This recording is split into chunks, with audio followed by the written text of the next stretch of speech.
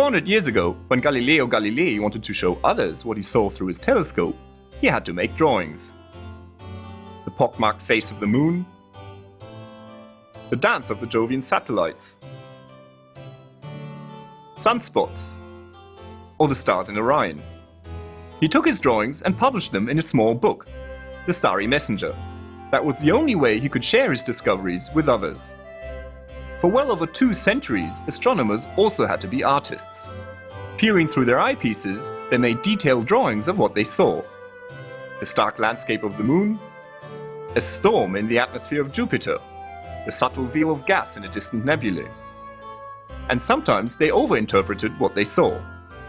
Dark linear features on the surface of Mars were thought to be canals, suggesting civilized life on the surface of the red planet. We now know that the canals were an optical illusion.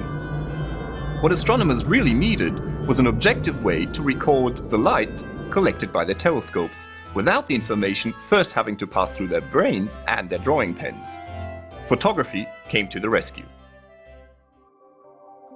The first daguerreotype of the moon. It was made in 1840 by Henry Draper. Photography was less than 15 years old, but astronomers had already seized on its revolutionary possibilities. So how did photography work?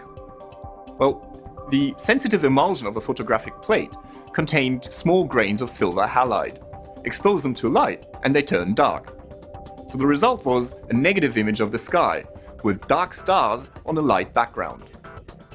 But the real bonus was that the photographic plate can be exposed for hours on end. When you take in the night sky with your own eyes, once they're dark adapted, you don't see more and more stars just by looking longer. But with a photographic plate, you can do just that. You can collect and add up the light over hours on end.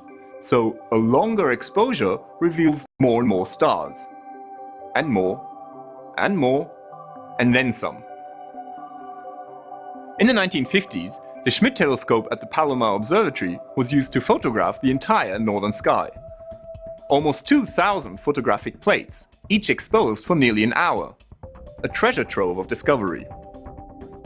Photography had turned observational astronomy into a true science. Objective, measurable, and reproducible. But silver was slow. You had to be patient. The digital revolution changed all that. Silicon replaced silver, pixels replaced grains. Even in consumer cameras, we no longer use photographic film. Instead, images are recorded on a light-sensitive chip, a charge-coupled device, or CCD for short. Professional CCDs are extremely efficient. And to make them even more sensitive, they are cooled down to well below freezing using liquid nitrogen. Almost every photon is registered. As a result, exposure times can be much shorter. What the Palomar Observatory Sky Survey achieved in an hour, a CCD can now do in a few short minutes, using a smaller telescope. The silicon revolution is far from over. Astronomers have built huge CCD cameras with hundreds of millions of pixels. And there's more to come. The big advantage of digital images is that they're, well, digital. They're all set and ready to be worked on with computers. Astronomers use specialized software to process their observations of the sky. Stretching, or contrast enhancing, reveals the faintest features of nebulae or galaxies. Color coding enhances and brings out the structures that would otherwise be difficult to see. Moreover, by combining multiple images of the same object that were taken through different color filters, one can produce spectacular composites that blur the boundary between science and art. You too can benefit from digital astronomy. It has never been so easy to dig up and enjoy the amazing images of the cosmos. Pictures of the universe are always just a mouse click away. Robotic telescopes equipped with sensitive electronic detectors are keeping watch over the sky right now.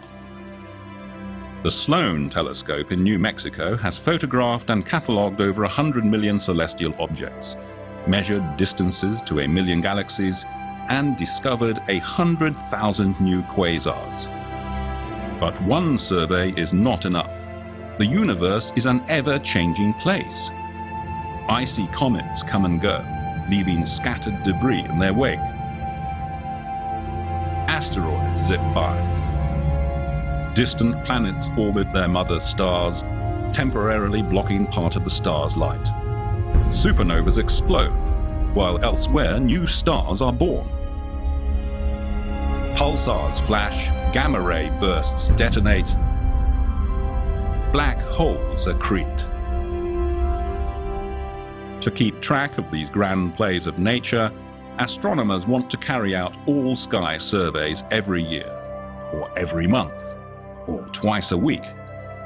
At least that's the ambitious goal of the Large Synoptic Survey Telescope. If completed in 2015, its 3-gigapixel camera will open up a webcam window on the universe. More than fulfilling astronomers' dreams, this reflecting telescope will photograph almost the entire sky every 3 nights.